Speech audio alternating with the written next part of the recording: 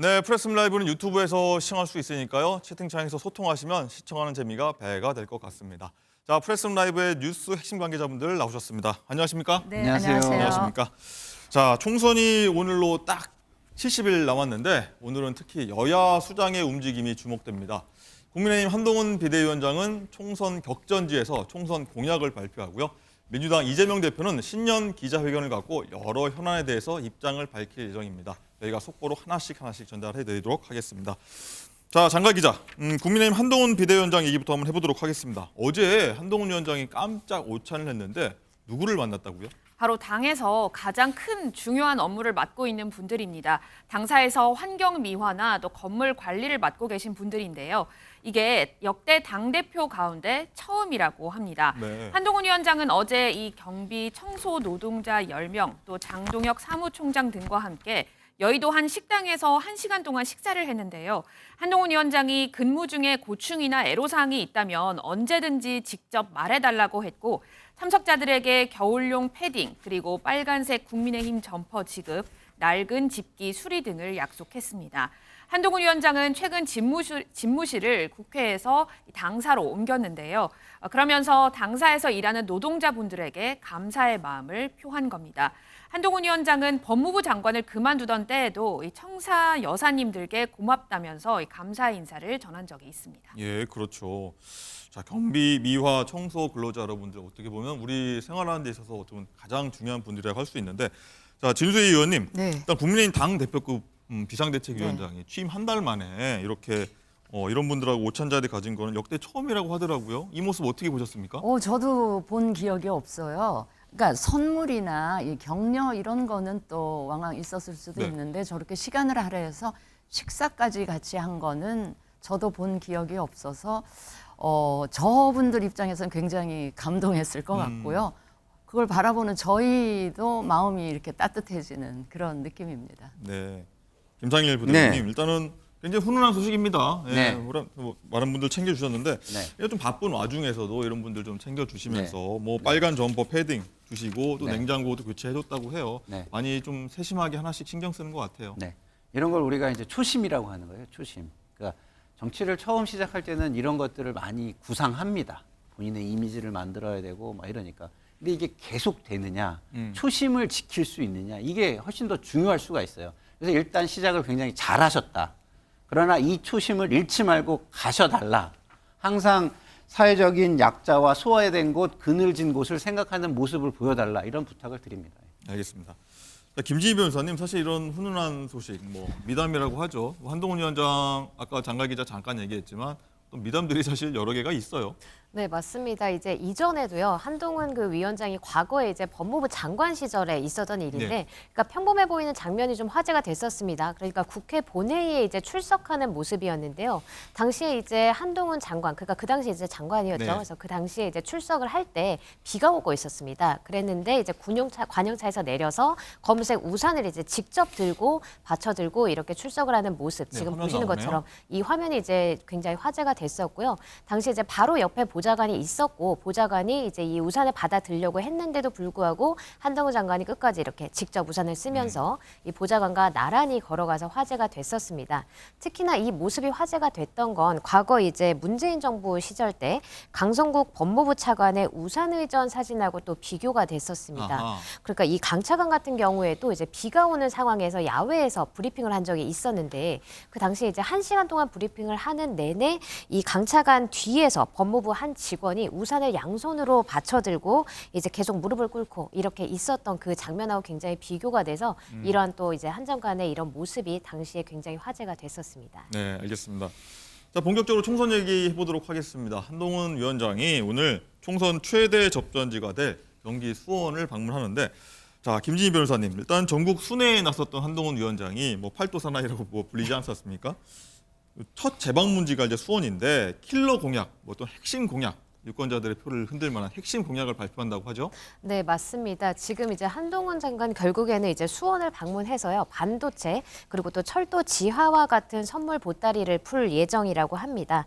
그러니까 이 한동훈 위원장이 첫 재방문 지역으로 수원을 고른 이유가 또 두 가지가 있는데 네. 이 수원이라는 지역이 여당의 수세 지역이기도 하고 또 이곳이 수도권 민심을 예측할 수 있는 바로미터이기 때문에 그렇습니다.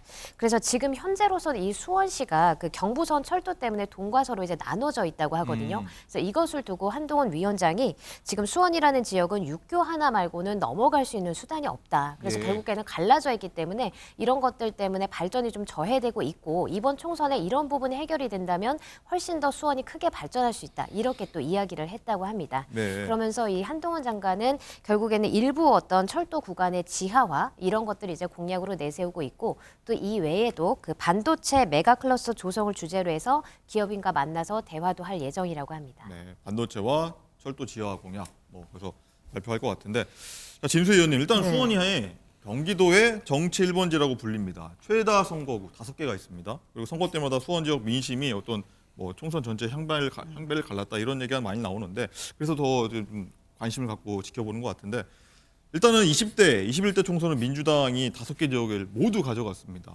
일단은 국민의힘의 이번이 탈환 의지, 승리 의지가 좀 대단한 것 같습니다.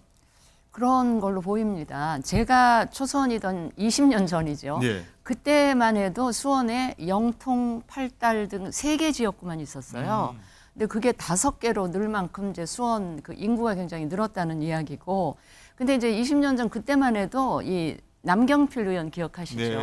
초당파 남경필 의원이 그 아버님 때부터 다 합쳐서 한 5, 6선 14대부터였나? 예, 14, 15대 재선을 아버지가 하셨고 아버지는 이제 일찍 돌아가셔서 이제 남경필 의원이 이어받았는데 남경필 의원이 그곳에서 5선을 할 정도로 그러면서 이제 그 수원 지역이 사실은 제가 생각할 때는 이 보수가 좀 우세했던 지역으로 그런 인상을 갖고 있는데 20년 사이에 그게 굉장히 많이 바뀌었는데 그게 이제 인구가 늘고 특히 거기 반도체 클러스터 이런 게 있으면서 젊은 그 인구가 많이 유입이 되면서 이 보수 정당에 대한 지지세가 굉장히 약해지는 그런 과정을 밟지 않았나 싶어서 네. 이 지금 국민의힘으로서는 수도권 전체적으로 약하긴 하지만 일단 수원부터 한번 공략을 해보자, 되찾아 와보자라는 이 강한 의지를 갖고 지금 그쪽에 출사표를 내고 뛰시는 분들도 네. 우리 이쪽 진영에서는 좀 중량급 인사들이 그러네요. 지금 뛰고 계신 걸로 네, 보입니다. 화면에 보시면 네. 몇 면이 보면 화려합니다. 국민의힘 네임카드가 좀 만만치 않은데 오늘도 가서 한동훈 위원장이 공들인 이유가 있을 텐데 김상일 부대변인 네. 일단은 민주당 우세 지역이긴 하지만요. 네. 일단 분위기 어떤가요, 수원? 좀 수성 가능할까요? 어떠십니까? 제가 수원 사람이에요. 그렇습니까? 네, 제가 수원 사람이고. 민심 어떻습니까 지금? 수원은 그래도 민주당 세가 아직도 강하죠. 강하고 그렇지만 어쨌든 국민의힘에서 상당히 좀 입지전적인 인물들을 잘 찾아가지고 냈어요.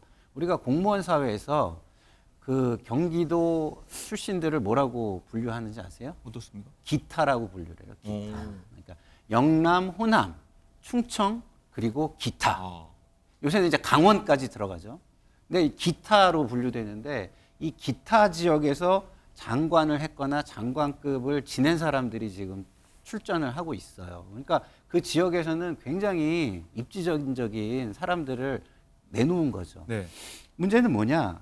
그런 입지전적인 사람들이 현 정부에서 입지전적이라는 거예요. 그러면은 현 정부 평가라는 부분이 안 들어갈 수가 없잖아요. 근데 현 정부 평가를 해보면 상황이 굉장히 어렵습니다. 지금 굉장히 어려운 게 지금 오늘 삼성전자에서 4분기 영업이익을 발표했잖아요. 네. 2.8조예요. 예상보다 1조가 밑도는 수치입니다. 그리고 지금 반도체 수출 비중도 굉장히 줄어들고 있어요. 그럼 이거는 경제로서는 굉장히 큰 빨간불이 지금 들어오고 있는 겁니다. 우리 수출의 중추가 반도체인데. 그러면 이런 상황에서 경제부처의 요직을 지낸 사람들이 간다. 그러면은 개인적으로야 훌륭한 사람들이겠지만 그럼 경제 성적표를 좋은 성적표를 들고 나오지 못하는데 평가를 해줄 수 있을까요? 그런 측면에서 볼 때 현재 상황은 수원에서는 큰 반향을 일으키기는 쉽지 않은 상황이다. 저는 이렇게 봅니다. 네. 근데 같은 이유로 이 여당 입장에서는 우리가 이제 이 지금 여권이 반도체 산업을 아주 주력 산업으로 지금 네. 키우기 위한 여러 가지 대책을 강구하고 있는데 저기 클러스터가 있는 메카라고 할 수 있는 저 수원에 대해서 지금 우리가 힘들지만 한번 여기서부터 다시 시작을 해보겠다라는 강한 의지의 표현이라고 받아들여 주시면 좋겠습니다. 네, 격전지 굉장히 관심이 좀 뜨거울 것 같습니다.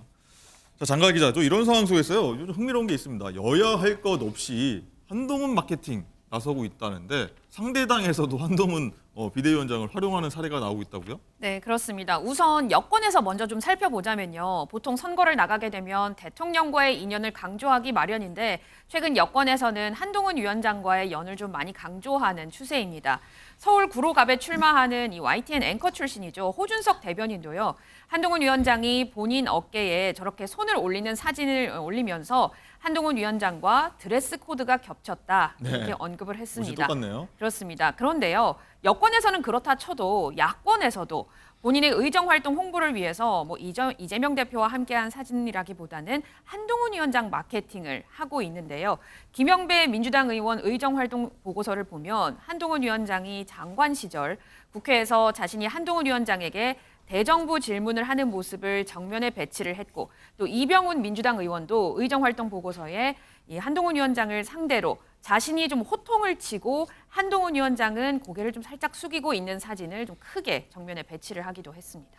네, 준세 의원님. 네. 좀 이례적인 상황인 것 같습니다. 한동훈이라는 인물이 그만큼 정치권에서 뜨거운 감자 인물이다 이렇게 됐다고 볼 수 있을 것 같은데 이 현상 어떻게 보십니까? 그러니까 지금 한동훈 비대위원장이 이 정치권의 이슈와 관심을 그냥 이렇게 독차지하고 알아들으니까. 있는 예. 듯한 그런 지금 상황인데 저는 보통 국회의원들이 대정부 질의하는 영상이나 사진들을 굉장히 중요한 의정활동 자료로 많이 홍보 자료로 써먹는데 저 누군가요? 김영배 의원님은 의원입니다. 하필 또 한동훈 당시 법무장관이랑 이렇게 설전을 오간. 설전하는 그 모습을 이제 지역 주민들에게 당원들에게 좋은 인상을 줄 거라고 만드신 것 같은데 오히려 역으로 또 한동훈 위원장을 띄우는 결과적으로 이런 것도 있는 것 같아서 제가 보기에 지금 민주당에서는 처음에 한동훈 비대위원장 등장할 때는 한나땡 윤석열 아바타 이러면서 되게 약간 조롱하듯이 그런 말들이 많이 나왔었죠. 그렇게 했는데 지금 상황은 민주당이 좀 당황, 대략 난감한 어허.